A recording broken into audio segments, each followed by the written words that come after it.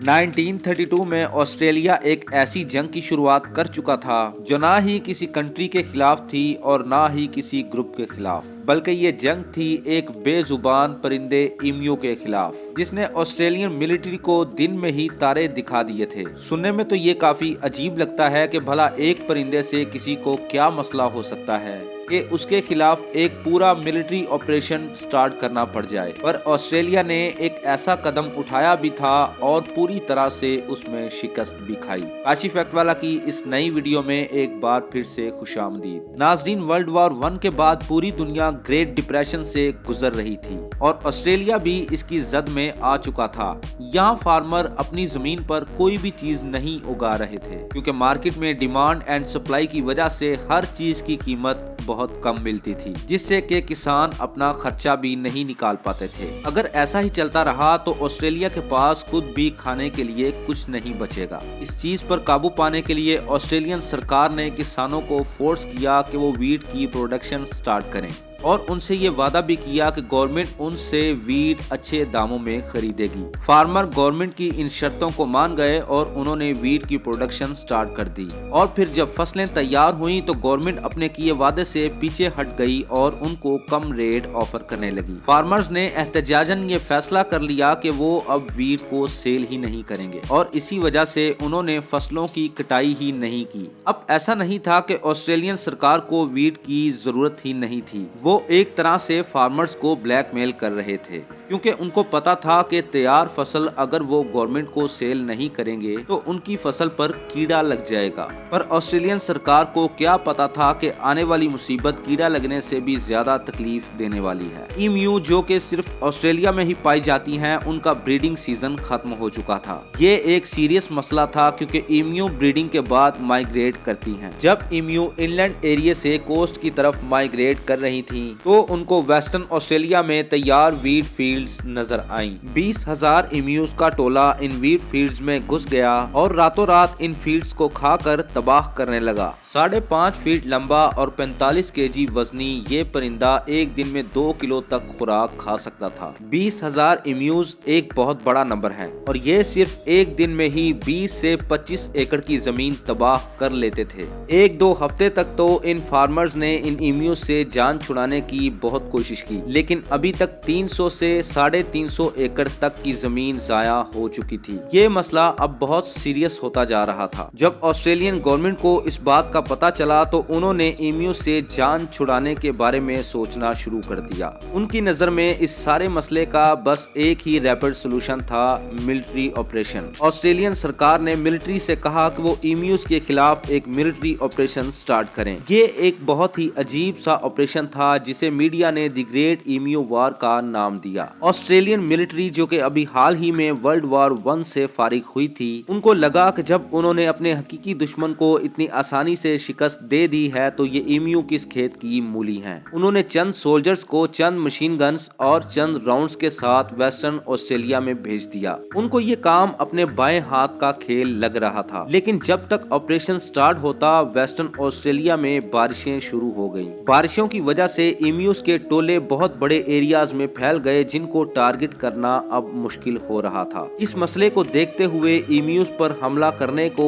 1 مہینے کے لیے پوسٹ پون کرنا پڑ گیا۔ 2 نومبر 1932 والے دن سولجرز کو یہ اطلاع دی گئی کہ ٹیمپئنز نامی ایک گاؤں میں ایمیوز کے ٹولے کو دیکھا گیا ہے۔ جب تک سولجرز وہاں پہنچتے لوکلز نے ایمیوز کو اکٹھا کرنے کے لیے ان پر پتھراؤ کرنا شروع کر دیا تو وہ ایک جگہ جمع ہونے کے بجائے الٹا بکھر گئے۔ آپ کو یہاں بتاتے چلیں کہ ایمیوز کی ٹانگیں بہت زیادہ اسٹرانگ ہوتی ہیں اور وہ حیرت انگیز طور پر 70 کلومیٹر پر آور کی سپیڈ سے بھاگ سکتی ہیں۔ سولجرز نے بہرحال اسی کنڈیشن میں ایمیوز پر فائر کھول دیا۔ اس حملے میں کل ملا کر صرف 5 سے 7 ایمیوز ہی ماری گئیں اور باقی سب کھیتوں میں ایسے غائب ہو گئیں جیسے دن کے وقت آسمان پر تارے۔ پہلا حملہ بری طرح سے فلاپ ہو گیا تھا۔ 20,000 ایمیوز میں سے صرف 5-7 ایمیوز کی موت اس ملٹری آپریشن کی ناکامی کی پہلی وجہ بنا۔ 2-4 دن کے بعد سولجرز نے یہ فیصلہ کیا کہ اب وہ گھات لگا کر بیٹھیں گے، ایمیوز کے قریب آنے کا انتظار کریں گے اور پھر فائر کھولیں گے۔ اس بار 1000 کے قریب ایمیوز کھیتوں میں داخل ہوئے۔ جب وہ چھپے ہوئے سولجرز کے قریب آ گئیں تو فائر کھول دیا گیا، لیکن اس بار قسمت نے ان کا ساتھ چھوڑ دیا۔ ابھی 2 درجن ایمیوز ہی مری تھیں کہ گن جیم ہو گئی۔ اس سے پہلے کہ مشین گن کو ٹھیک کیا جاتا، ساری ایمیوز کھیتوں میں غائب ہو گئی۔ ملٹری آپریشن کا دوسرا حملہ، لیکن اس میں بھی شرمناک ناکامی ہاتھ آئی۔ اب تیسرے حملے میں سولجرز نے ساؤتھ میں جانے کا فیصلہ کیا، جہاں زیادہ تعداد میں ایمیوز موجود تھی۔ اگر سولجرز کو کوئی سکسیس ملنی تھی تو وہ یہیں مل سکتی تھی، لیکن اس بار انہوں نے ایمیوز میں ایک بہت ہی دلچسپ چیز نوٹس کی۔ انہوں نے دیکھا کہ ایمیوز الگ الگ گروپس میں ڈیوائیڈ ہیں اور ہر گروپ کا ایک لیڈر ہے جو ایک طرح سے ان کی رکھوالی کر رہا ہے۔ باقی ساری ایمیوز ویٹ فیلڈز کو کھانے میں مصروف رہتی، لیکن وہ لیڈرز آنے والے خطرے پر اپنی نظریں جمائے رکھتے تھے۔ جیسے ہی سولجرز کے آنے کی خبر پڑتی،